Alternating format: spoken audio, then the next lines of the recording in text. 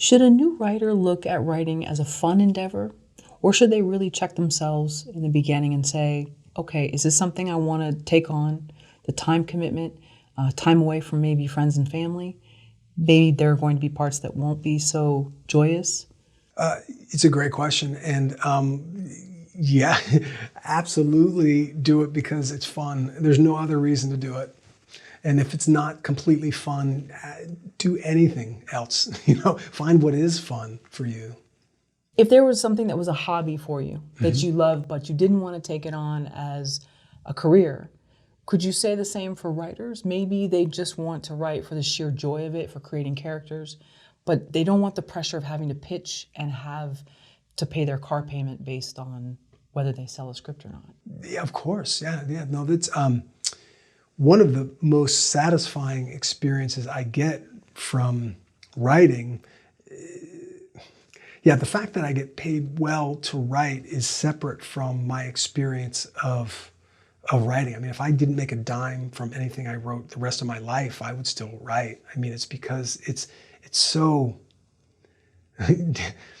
deeply satisfying in terms of executing my vision for how life occurs to me. What are my deepest challenges? What are the insights that have sort of gotten me through different parts of my life? How did I make a transformation from this stage to that stage? I mean, that's what we do in any screenplay.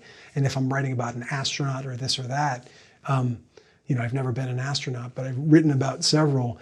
But it's the emotional journey of those characters that's as personal to me as if I'm writing in a journal. So if somebody is drawn to screenwriting for the sheer joy of it, that's absolutely what they should be doing. And nobody really should be worrying about the money side of it. If it's so fun for you to write a screenplay and so fun for you to share it with anybody, and so fun for them to say, I love it, and so fun for them to sort of give you feedback, and so fun for you to take that feedback and find a way to serve them even better, and so fun to keep that going, then absolutely that person should allow the professional part of it to come to them. And if they stop at any point in that path and they're happy just writing it for themselves and showing it to nobody, that's great. I mean, it's really about what makes them happy.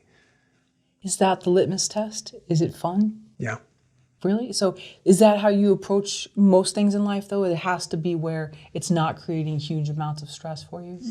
Yeah, absolutely. I read a wonderful book years ago about Ben & Jerry's ice cream company.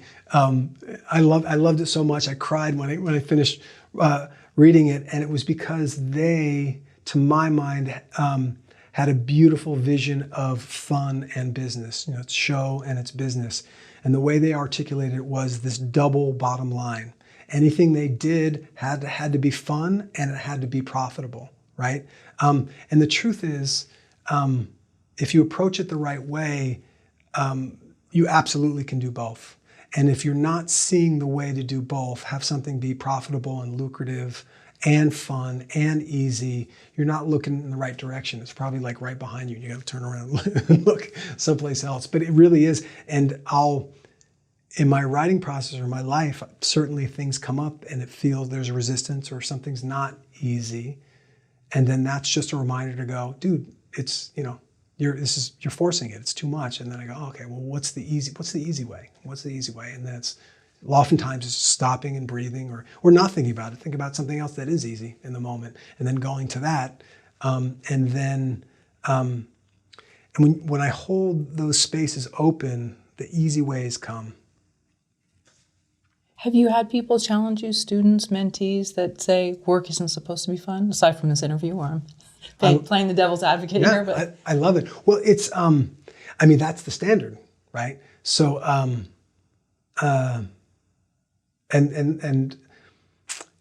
so it's where, and people have to, I can sit here and tell them this or that or the other, and they need to figure it out for themselves, and they need to try it if they're interested and not try it if they're not interested. It's not right for them if they hear it and it's too crazy, and then that's fine. So I have no interest in convincing somebody of anything. I mean, if I, when I used to teach this class at UCLA Extension, I would absolutely speak to these ideas, and they wouldn't really challenge me. I'm sure some people were very skeptical, and some people were flat out like, "That's crazy, that can't work," and that's fine.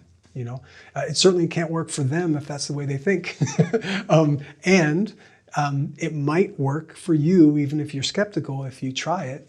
And you say, okay, I think it's probably not going to work, but I'm going to be open to it, and I might try it, and you see. And what will happen, at least in my experience, is it feels better, and if nothing else, if there's no law of attraction, if it's all hooey, and the odds of something happening are exactly the same, but your approach to life feels better, and you've got the same odds, it's worth doing it. So my invitation to anybody who's skeptical is I honor the skepticism.